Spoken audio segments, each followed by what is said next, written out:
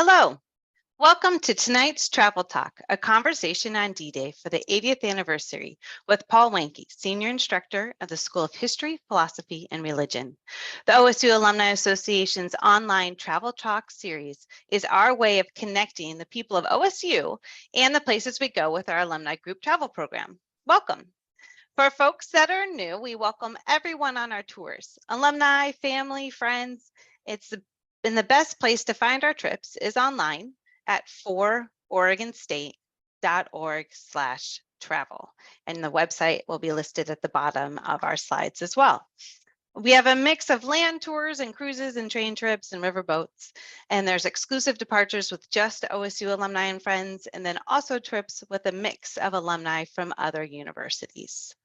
When a tour sells well, a professor or a university leader or alumni association representative joins the trip, and they provide additional educational content about the destination and the university. So not only are you learning more by sending an ambassador, but they also assist with the logistics and help ensure you have a great time. So save the date for another travel talk coming up in June. On June 6th, we're going to learn about Botswana with Sunil Khanna. He's the professor and Robert and Sarah Rothschild's Endowed Chair at the College of Public Health and Human Sciences. And if you'd like to register for that talk, you can do so at fororegonstate.org/travel talks. And that's also where you'll find the recordings of our other presentations. This program is being recorded and it will be posted online in the next few days. You'll receive an email with a link in order to view it. So real quick, before we begin with our program tonight, I would love for y'all to help me out for a second. Your chat button is active tonight. So if you would like to add into chat maybe what some other travel talks you want to hear about. We are planning our 2024 next school year's calendar for our travel talks. So if you have a topic or a place that you want to learn more about, enter it into chat so I can have a recording of what you might be interested in learning about. And also, I always love feedback about the time of day. Is this a good time for you, 5:30? Or would you prefer another time? So feel free to post in chat, or you can post in the Q&A box. I see someone just posted something in Q&A. Oh, it says the chat is disabled. Okay, we thought it was enabled. So so let's just use the Q&A box. Go ahead and type them right into the Q&A. I'll get it either way. And then we're going to have my colleague, Kat, is going to look to see if she can fix the chat box in the meantime. So if you have any suggestions of a future travel talk, or if you want to give me any feedback on time of day for these presentations, feel free to type it into the Q&A box. And then Kat will throw us a message when she can get the chat back enabled. All right, so in the meantime, we're going to go ahead and then talk a little bit about tonight. So tonight we have our speaker, Paul Wanke, joined us to talk about D-Day in World War II. He is been a history teacher at OSU for 20 years. He received his PhD from the University of Kansas with specialties in Russian and Soviet and the modern military history. He has published books and articles on the psychiatric effects on soldiers in the US and the Russian and Soviet military in the 20th century. He has also helped to develop a military history minor at OSU and teaches classes on both world wars. So Paul, if you want to join me today on the screen, we'll get going with your talk. Hello. Hello, everybody. I'm not sure who this person is that Kate was talking about, but he sounds okay. Welcome. Thank you for joining us tonight. And sure. I'll let you take it away. All right, then. Well, again, feel free as I go along here, if you have any questions that come to mind, just put them in the Q&A and you're not interrupting me. Don't worry about that. So anyway, what I'd like to do is to basically three things. One is I want to give a sense of the logistics of this, especially this particular battle. I don't know if any of you remember way back when you were young and the first time you moved and you loaded a U-Haul truck and you realized, oh, I should have put that in first before that. The logistics behind the invasion is simply incredible. And so to always keep that in mind. The second thing that I'll do is to try to put the specific battle and the subsequent campaign in Normandy in a large perspective as to what was going on in the war up until that time. And then look specifically at the battle of Normandy, the actual invasion, and looking at it from the German and Allied side, what were some of the problems and fundamental questions that needed to be answered in order to be successful. And then finally, in the conclusion, to ask the question, if D-Day had failed, what were the possible consequences? So with that in mind, I'm going to try to share the screen. And can everybody see that initial slide of the landing ships at D-Day? Yes, we can. Thank you. Okay, perfect. So regarding, again, always keep in mind, when I was in Kansas, there is nearby is Fort Leavenworth, where that's the Army Command School. If you want to become a general officer, that's where you went and studied and trained. And one of their kind of little mottos is that amateurs study battles, professionals study logistics. The ability to place your army that is well trained and well equipped at a specific time in a specific place is literally a science. And so look, hopefully, to use your imagination to look at this and the planning that went into this. Again, just the simplest things of like, where do you place, which particular products, food, ammunition, and so on like that, where do you place it in the landing ship? Which landing ship do you, is it in the first wave, in the second wave, and so on? It's incredibly complex, what they do, which, by the way, the planning for Overlord, D-Day, if you will, went back all the way to 1942. The British were already anticipating trying to get back onto the continent.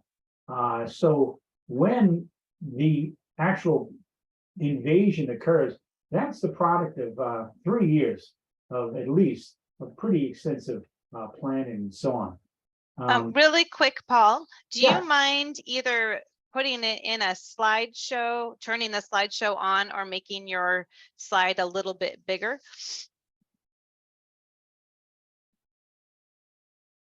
How's that?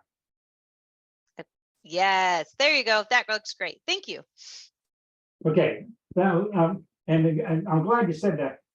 Just to give you a heads up, as far as I'm concerned, computers, if you spell it backwards and put it upside down in a mirror, spells Satan. Computers and I don't get along very well. But with that in mind, hopefully you can see things much better. There's a famous anecdote regarding, again, the logistics of this and the primarily American industrial effort that was put into the war. There was a captured German officer at the beaches there. And while they were interrogating the officer, at the end of the interrogation, the story goes that the German officer said, "Can I ask you guys one question?" Said, "Sure, what is it?" Does every individual soldier have their own Jeep? The Germans had never seen this kind of preponderance of material and so on. It was simply overwhelming.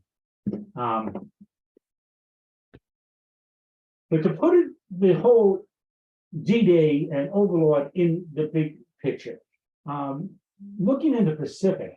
So for some people, it may seem odd that the Japanese brought the United States of America into war with the attack at Pearl Harbor. But very quickly, the Allies, primarily the United States and Great Britain, Roosevelt and Churchill, both readily agreed that Germany was the primary enemy and the Germany first policy, which meant that the Pacific was always kind of the stepchild. You ask any U.S. Marine who was still around and who served in the Pacific, they will readily agree with that. But bear in mind, even though that the war in Japan was secondary, it still was an enormous drain on supplies. The whole island hopping and so on like that, all of this required air power, sea power, and perhaps most importantly, and it may seem, kind of odd, but it's those little landing crafts that was so important eventually, especially when we get to D-Day.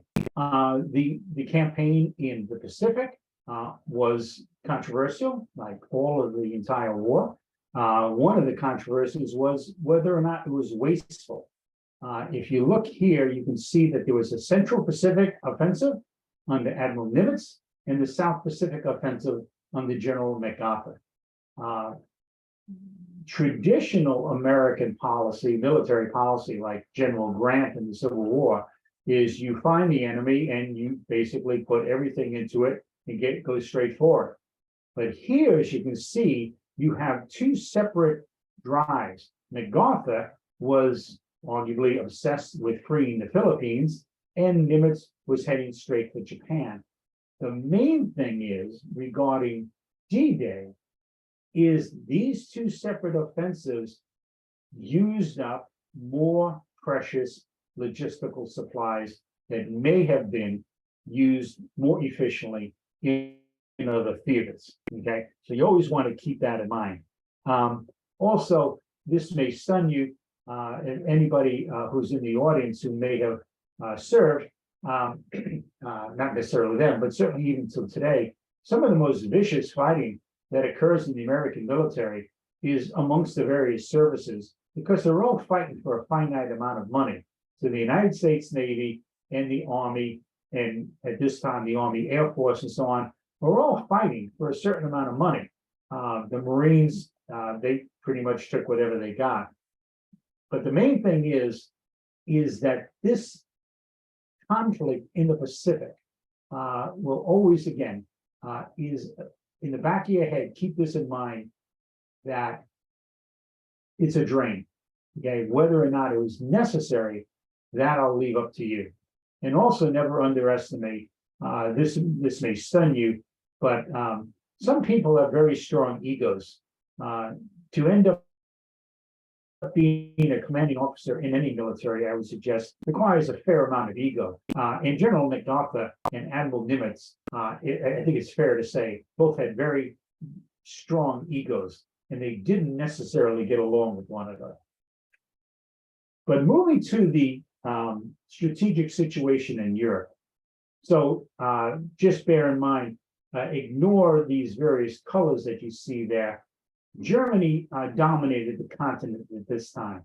But the main thing to understand regarding Europe and the strategic situation, in the winter of 1942 and 43, the Soviet Union stunned not only the Germans, but I would argue the world, with the defeat of the German army, especially the German Sixth Army, which was forced to surrender at a place called Stalingrad along the Volga River.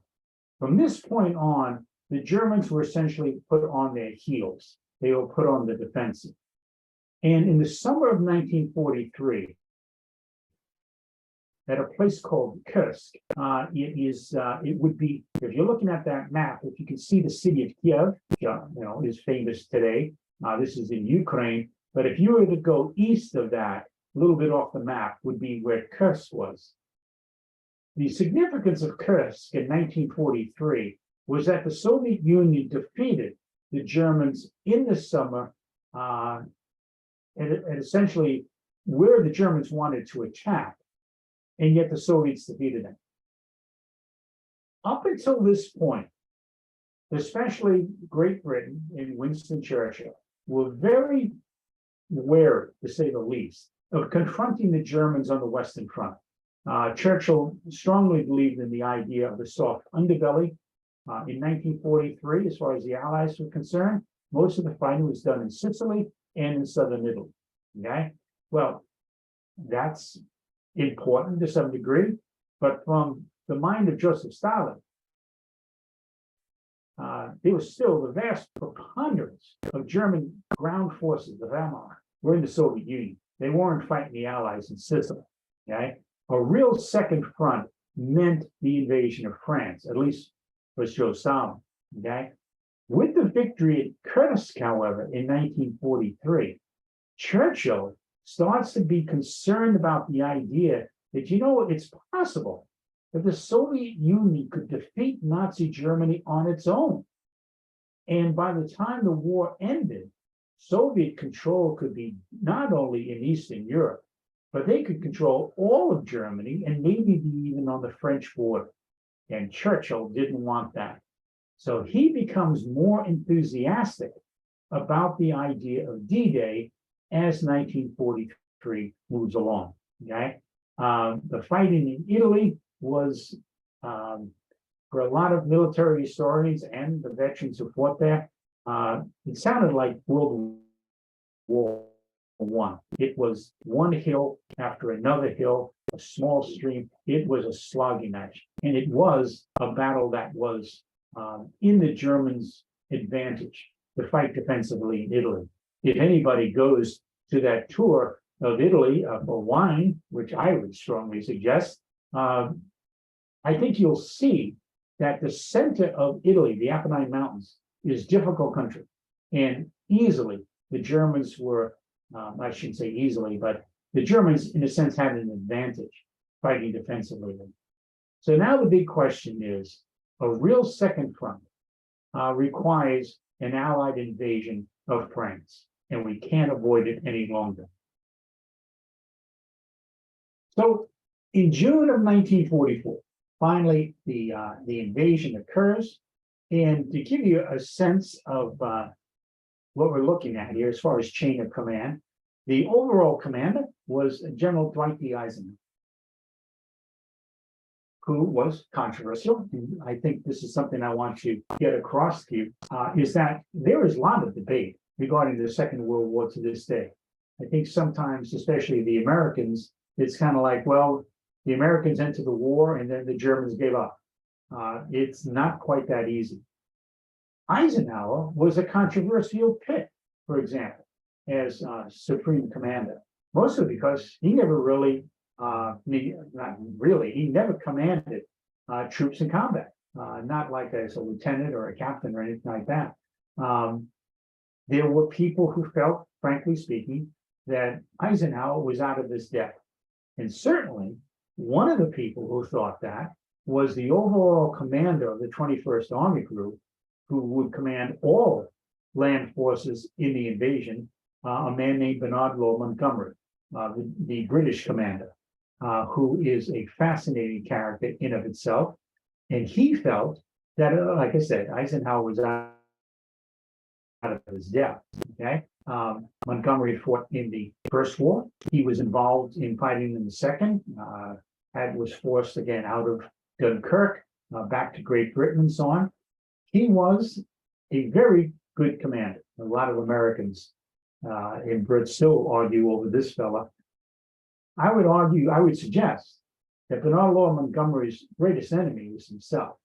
Not all that dissimilar from George S. Patton. Montgomery was, to say the least, arrogant to the point of almost unbearable, but he knew to some extent what he was doing. The other fella, General Omar Bradley, will be commanding the American beaches. That's Utah and Omaha to the west. Dempsey is the commander of the British and Canadian beaches in the east. That is Gold, Juno, and Sword. By the way, just as a hint, if you ever go to Canada, please make sure that you make them aware of the fact that you know of the substantial contributions that Canada played in the victory, not only D-Day, but throughout the entire war. Now, regarding the invasion itself, as I mentioned already, the planning of it had been going on for a number of years. And the fundamental question and never underestimate this in military history, and that is keep the question simple. What is the goal of D-Day, the first day? Right? And pretty much, according to General Montgomery, who was arguably the driving architect behind this invasion plan, was to land on the beaches successfully and then to connect the beaches as quickly as possible. Hopefully you can see this on the screen, but I'm not even sure what color that is, but there's a kind of a darkish purple where you see, say, Utah and Omaha and so on. And you'll notice there's a lighter pinkish color in between. Well, the dark colors are where the Allies got at the end of pretty much D+1, D-Day +1, okay? They want to connect all of that there. They want to make that whole dark purple and so on. But the controversial one was the city of Caen. As you can see, if you're looking to the kind of the center right in the large black letters, C-A-E-N, that's the city of Caen in Normandy. By the way, when I mentioned French towns, I took 4 years of French, and my French professor at the end of 4 years said, please don't speak in class anymore. He had never heard a worse French accent. With that in mind, Montgomery makes the claim that the city of Caen will fall either on the first or second day, because once you've got Caen, you can now move eastward across the rivers there, the Dive, the Took, and so on like that. And that was essentially open country. And it was believed that the breakout would occur there. Okay. Well, Caen doesn't fall on the first day. It doesn't fall for a long period of time, well over a month.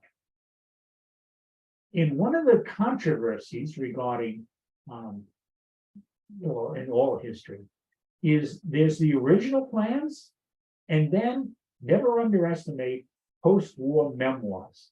And most of these people will write their memoirs, and it is fascinating that what they say 20 years after the conflict seems to be in a fair amount of variance with what they were saying at the time. Okay, Montgomery, for a specific example, will suggest that Caen was never his goal on D1 or D2. His goal was to draw the German panzers, the armored units and so on, to him, allowing the Americans to go east and south to take Cherbourg, and as you see, moving south there to Avranches and so on. Okay, well, that's not quite how the original plan seemed, but there was a lot of this sense of making things look better than they did afterwards. But again, for the fundamental problem for the Allies was to be able to land successfully, to link the beachheads together, to capture Caen quickly. The Americans are to cut across the Cotentin Peninsula, where you see Cherbourg, and then eventually move south. And I think you can see there, if you see south of Avranches, you'll see Patton's name show up. And those orange arrows seem to explode. And that's where the breakout Operation Cobra occurs.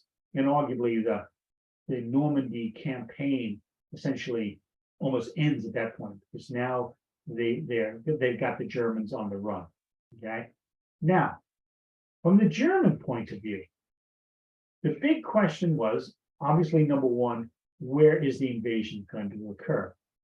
Well, let me see if I can go back a slide. Oh yeah, okay. So if you can see the slide here, I hopefully can you see the arrow that I'm moving back and forth? Yes, we can see your mouse. Perfect. Okay, I knew that. Okay, so here is the Normandy invasion. Okay, You can see just barely, you can see Cannes, there's Cherbourg, and so on.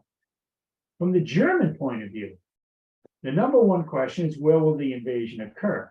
Well, in their minds, logically and rationally, what you want to do is limit the distance you have to send your soldiers across the English Channel, number one. Number two, you want to, wherever the landing is, it should be as close to Germany as possible, number two.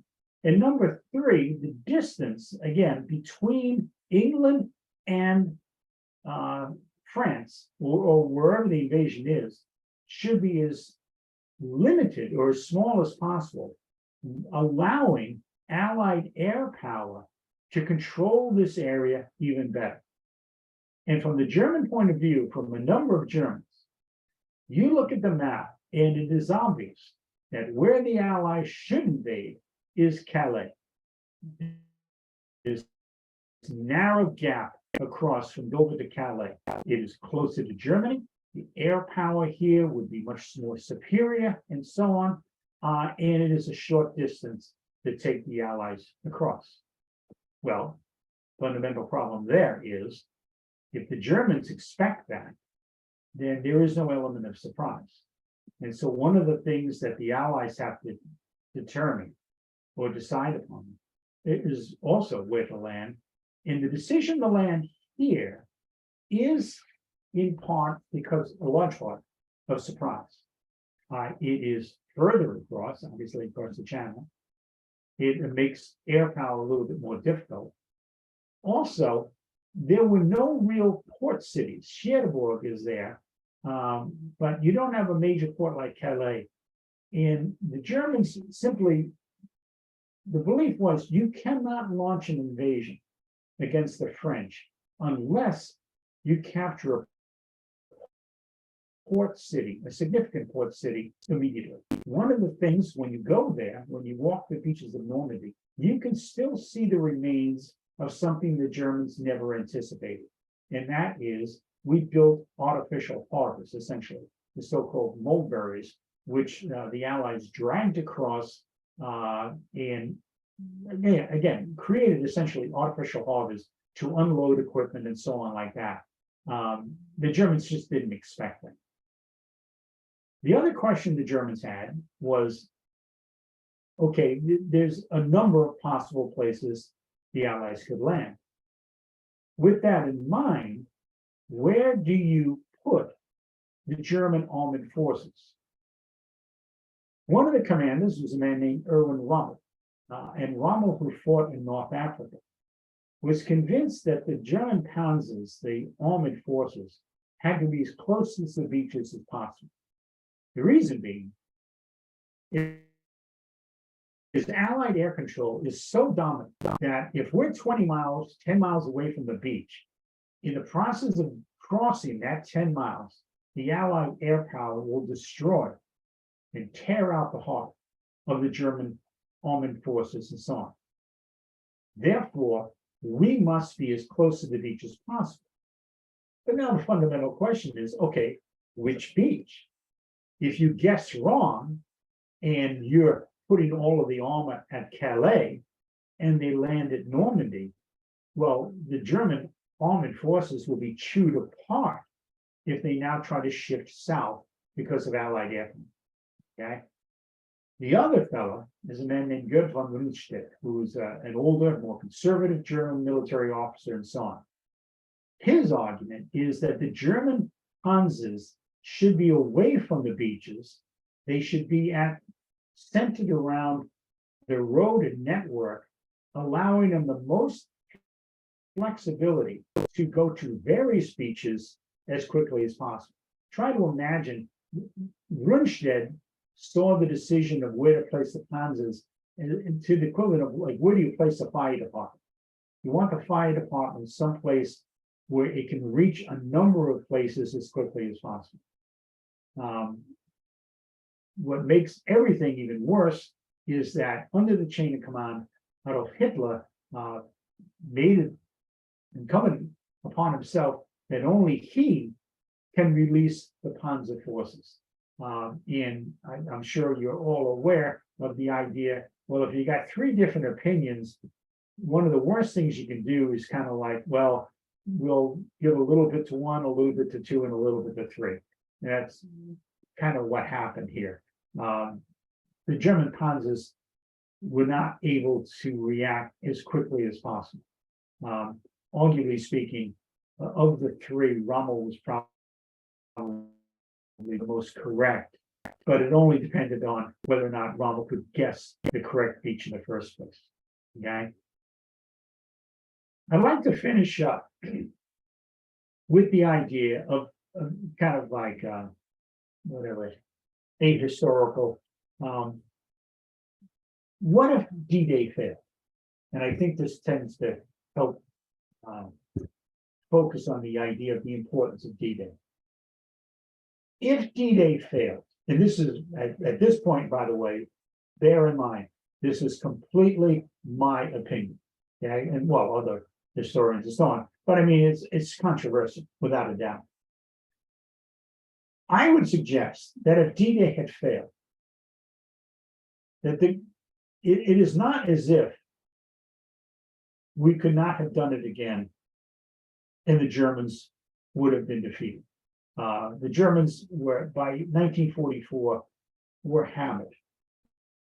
Now, Allied strategic air bombing, the Soviet Red Army on the Eastern Front, the Germans were being rounded down.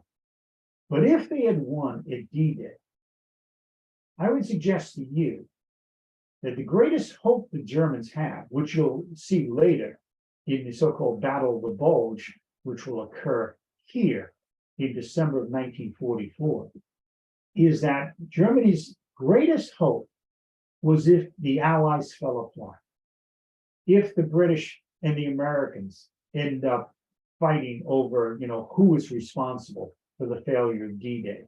Stalin would make the argument that you guys, the Allies, are worthless. I'll make another side agreement, which I did in 1939 with the Germans, and get the Germans out of the Soviet Union and let them all regroup there in the West and so on. I would suggest that that is the greatest threat if D-Day failed. And the older I get, again, to be quite honest, completely biased here, but I think I can back it up to some degree. I think the genius of Dwight Eisenhower was that he kept these people together. Okay, he kept Montgomery. If you read the history of the Second World War, if Montgomery was under my command, I would have probably strangled him at some point. But Eisenhower was so firmly convinced that this was an Allied effort. It is not an American or a British effort and so on. It is an Allied effort. And that included the Soviets, okay, which was controversial to say the least at the time. There's a great anecdote in which supposedly a British officer get into a verbal fight with an American in a bar. What a stunning surprise. And the story goes that the American officer called the British officer a British son of a bitch. Okay? He's called before Eisenhower. Eisenhower tells him, you got to go back to the United States. You're relieved of command and so on like that. And they said, the biggest thing, the worst thing that you said was not that he was a son of a bitch, but that he was a British son of a bitch. And we cannot have this. This is an Allied war effort. Later on, for example, in the spring of 1945, it's Eisenhower who contacts Joe Stalin directly in the so-called race to Berlin. And he says, you guys are closer to Berlin, you take it. We've got our own stuff to deal with in Western Germany, and therefore you, the Soviet Union, can have arguably the prize of capturing Berlin. For Eisenhower, that made perfect sense because this was an Allied war effort. And I would suggest that I think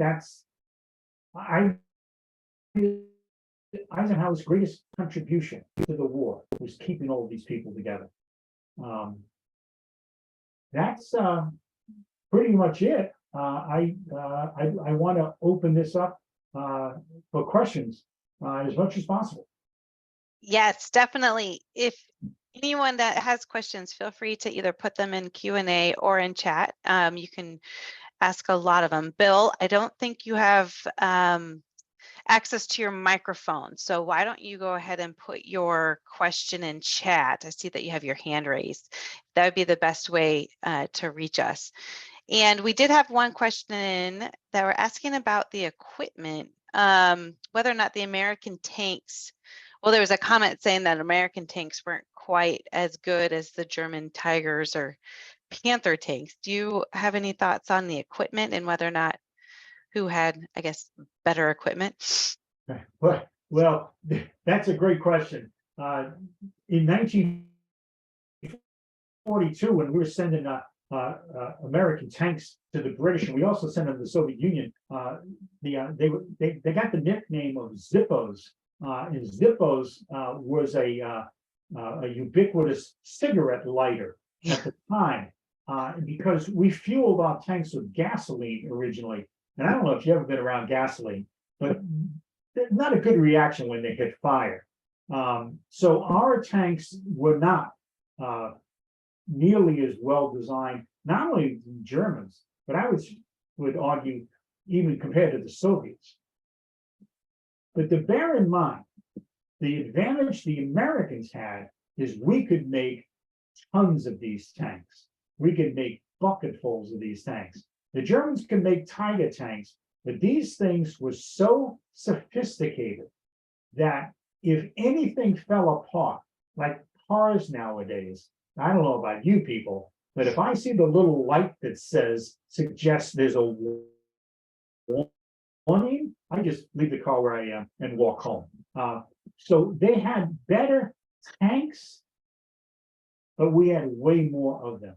And frankly speaking, the Tiger tanks were so difficult to fix if they had any problem. So it's a classic example of, do you want an old Volkswagen Bug that can go for 500,000 miles, or do you want a Ferrari that breaks after 50? Yeah. Okay, that's great. Well, here is another one. Really, the question is about communication with how planners, they track their units, the locations, how they're able to assemble in specific spots.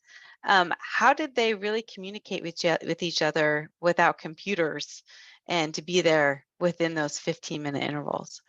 Well, they had, I mean, their radio contact and stuff like that was, I mean, you know, a General Montgomery or a Bradley or Eisenhower knew where their people were. And the same thing with the Germans. I mean, they had good radio communication and stuff like that.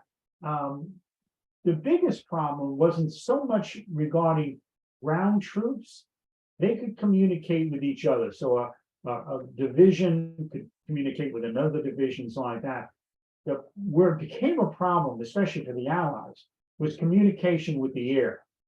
So you often had what they would call forward spotters. So you'd have somebody with the Army Air Force or the RAF, the Royal Air Force, who was assigned to be with ground troops, whether it's, you know, Allied tanks or ground units and so on, and they could communicate with the air as to, okay, so now where do you want fighter planes or strategic bombers and stuff like that?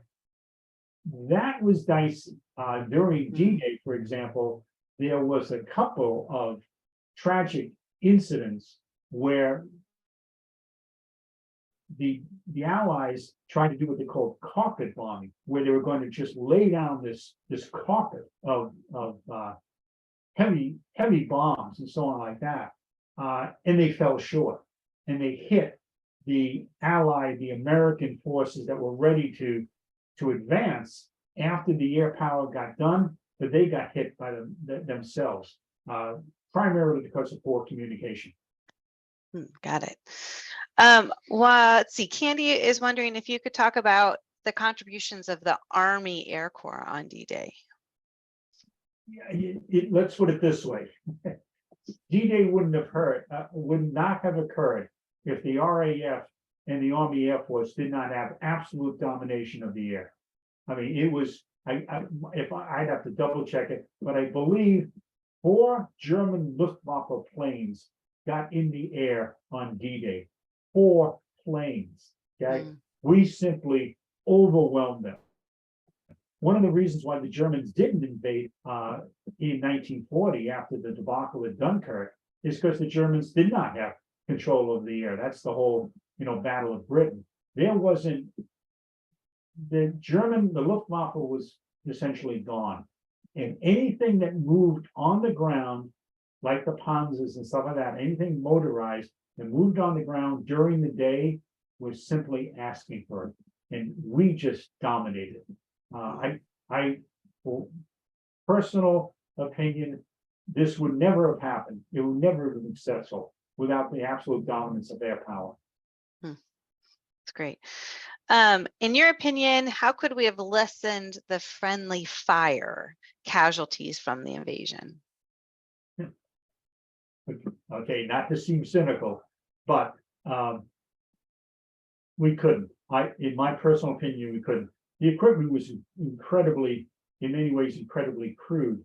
I mean, even today, laser guided, there's all this sort of stuff. We have friendly casualties. Back then, it was. I don't see how it could have been avoided, especially when you think about, again, the coordination between land and air. You could be a lieutenant with your company there, and the thing that's holding you up is like a German bunker on a small hill 200 yards away, 2 football fields away from you, and you call an airstrike.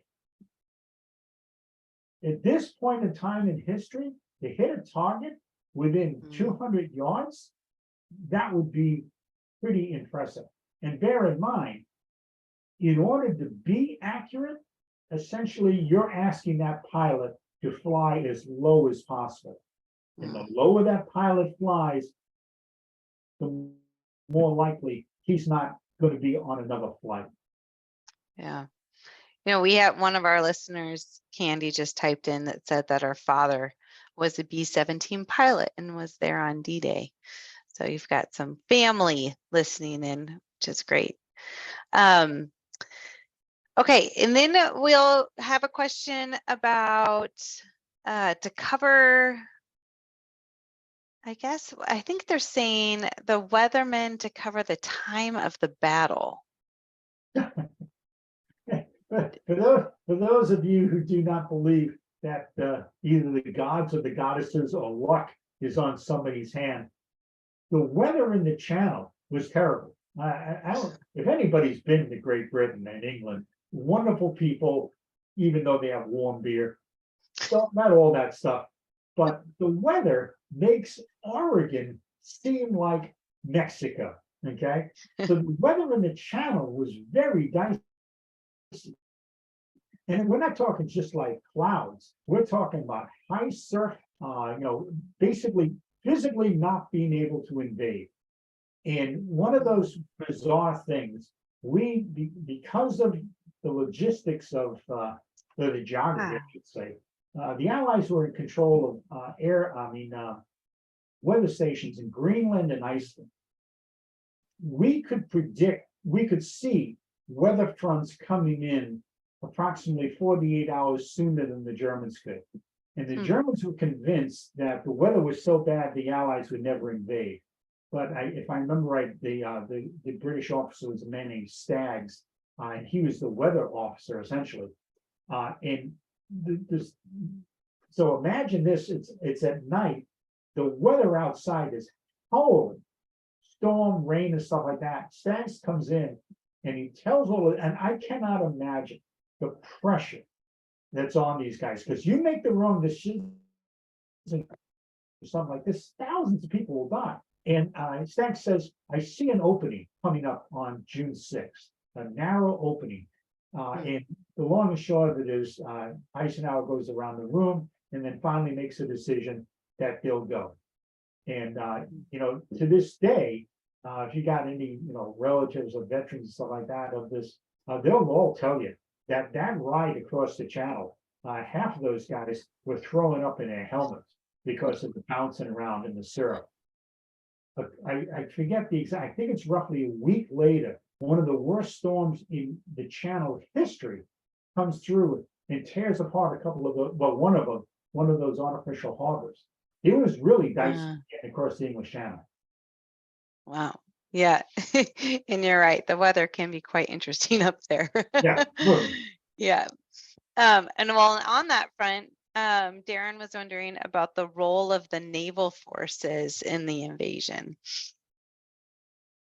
I tell you, it was, I mentioned that, okay, so, if you got this German fortified area 200 yards in front of you, something like that, you might call in air power, depending on where you were, especially if you're on the British sector, you could call in naval gunfire. And I believe somebody was mentioning like the USS Texas and stuff like that. Those destroyers were incredible as to how accurate they were. You had a lot more incidents of friendly fire regarding coordinating ground and air forces than you did regarding ground and naval forces. Those guys were pretty incredible as to how well targeted.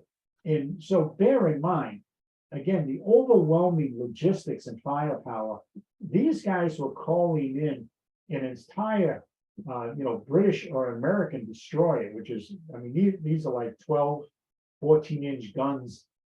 And they would like have them shoot at individual tanks that were camouflaged somewhere. That's pretty amazing when you can do, and they hit it. So the naval power, as far as its ability to provide tactical ground support, was significant. Now, bear in mind, obviously, the further away they advance into the area and away from the beaches, that goes away. But regarding the initial invasion, it was very, very important. Great. So go on to say destroyers had a maximum of 5-inch guns, and Texas and Battleship had 14-inch guns. Is that? Yeah.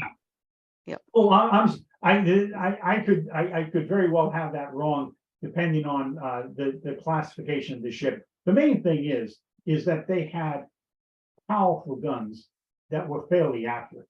Yeah, well, I would be willing to say, especially compared to air power, were more than fairly accurate. But again, they were limited to how close they could get to the beach and the range of the guns. Got it. So we had another listener who was talking about the use of decoys, especially some decoys in Calais, and that they were used to confuse the Germans. Could you talk a little bit about that? The British, they got that kind of like reputation of being somewhat staid and stuff like that, but they have a very, very sardonic sense of humor. But so, for example, they did in fact use dummy paratroopers, where they essentially had these guys, these like not dolls, but I mean they're dummies, like mannequins, and they'd have like ammunition on them and stuff like that. And then when it hit the ground, they were designed to go off. And so the Germans are listening. This is at night. Listening to gunfire going all around them, and they're seeing, parachutes coming down, and so they have no real idea as to just what this is, how strong they are, and so on. And so it was very.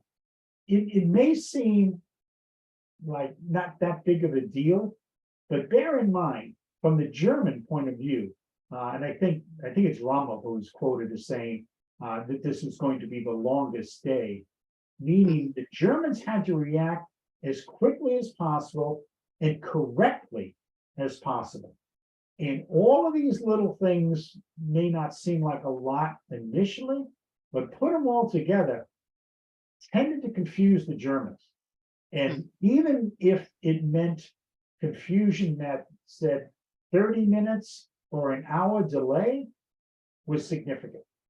As far as getting people on the beaches, consolidated, and heading off for their D-Day objectives.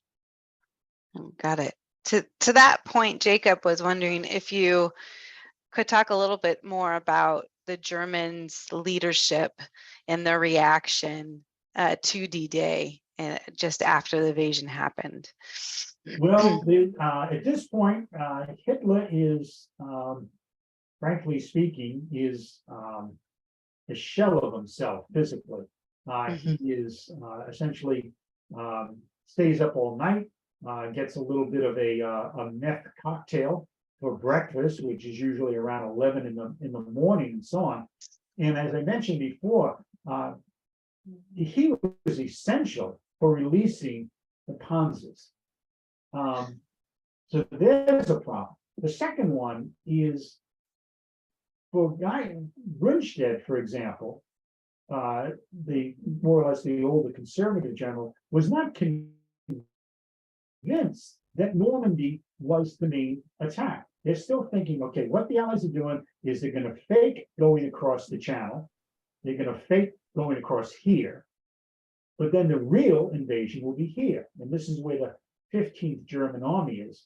And so even though they're attacking here, if the Germans anticipated that this was the main invasion, they could have released the forces here guarding Calais, the 15th Army, and moved them quickly into the Normandy area, but they don't.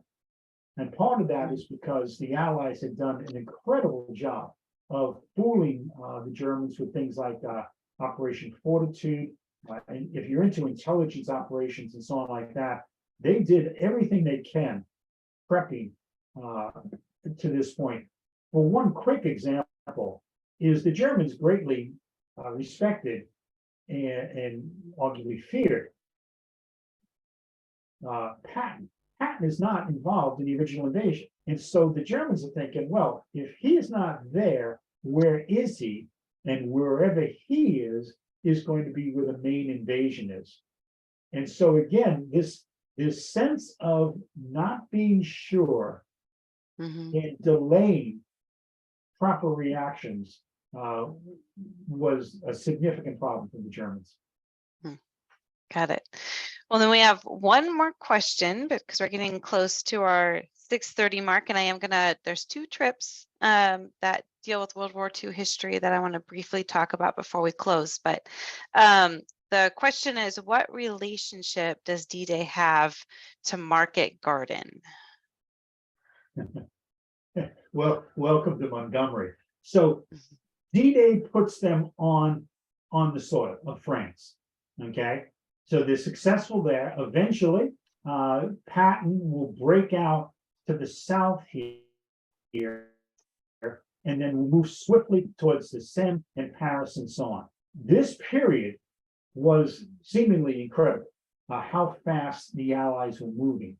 And there was a belief that the war could be over by Christmas. Okay? And there is, again, two fundamental controversies here. And one is Montgomery and Patton both believed that the Allies should consolidate their forces in one strike, one arrow strike, if you will. All the resources should go to that and then force their way into Germany. Patton, who is to the south, no surprise, wanted to get most of the supplies and drive into Germany through here. Montgomery is up into the north, and he wanted those supplies to drive through here. And I don't know if you can see it, but you can just see the little town of Antwerp right there. And to the just around here is Arnhem and so-called Operation Market Garden. And what Montgomery will argue is that he should get the preponderance of supplies, drive through at Market Garden, get across the Rhine and the Ruhr rivers, and essentially end the war in September and October. It doesn't work, to say the least.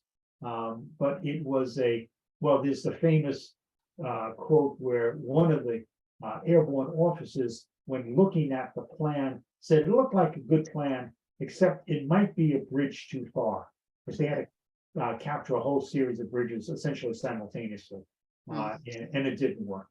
And that arguably makes the war last until the spring of 1945. Oh, this is great.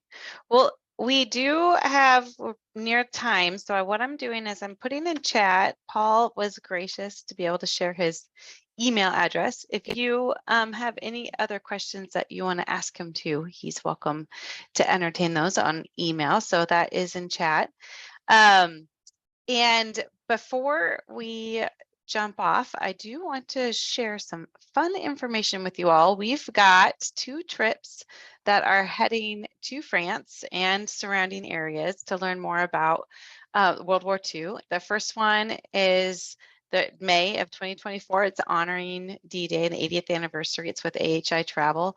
This is a great tour that has a lot of history built in, as well as some general sightseeing of the area. So it has a little bit of a mix. So if you're with someone who's really into it, maybe someone who's not as into World War history, then this is a really great trip to go on. And then the other one is, if you were a fan of the HBO miniseries Band of Brothers, the National World War II Museum, we offered this tour a couple years ago, and people came home from it raving. So it's easy company. It follows the route from England to Eagle's Nest. And you actually do get to go with one of the actors from Band of Brothers. You don't know which one until close to departure, so they have to figure out timing. But it's a really great trip all through the area that is going to be in September of 2024. So that is another option. And just to remind folks where we are online, of course, at Oregon State for OregonState.org/travel. And our full calendar is listed there to see all of our trips. Our travel talks, as well as this one tonight, are all recorded and they are online, so you can listen to those at your leisure. And how to contact us, you can always reach us a variety of different ways. We're here answering your questions. And then lastly, of course, we have a Facebook page. I always let everybody know that I'm not great at posting on the Facebook page. It is a page mostly for you all to talk to each other about different trips. And then I add some things in here and there. So you do not get spammed a lot by those tours or by the Facebook. And because this is one of the other things I do, I have to let you know, May 20th is OSU Day of Service. So if you want to get out there and volunteer in your community, we are going to be out and about. And if you're living in Corvallis, there's a few sites, and then other places too, Washington, California, and elsewhere for Day of Service.